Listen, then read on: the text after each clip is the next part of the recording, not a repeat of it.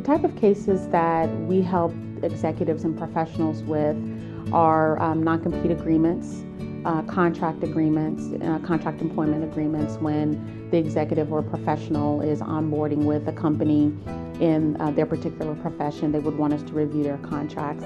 In addition, when they're what we call the divorce period, when it just didn't work out and the executive or the professional needs help interpreting the agreement that they assigned in terms of what they can and cannot do, what they can and cannot say, the financial package that they want to receive.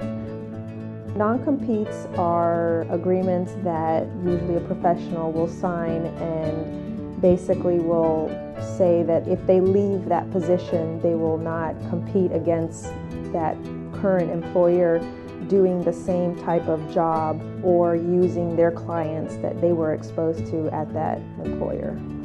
Non-compete agreements in Florida are valid.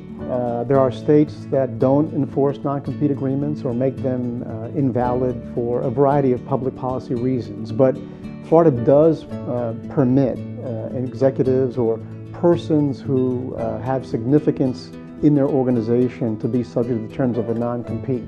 Usually it's individuals who are at a higher level within an organization. So people who have, if you will, the keys to the office, people who have deep knowledge of the operation, who make a commitment by virtue of their having that knowledge to not use the information they gain against their employer should they leave. Yeah, in terms of non-compete and its validity, it's governed by what's called geographic scope and also time scope. So those are the two major components that you look at a non-compete to determine whether it's reasonable or not.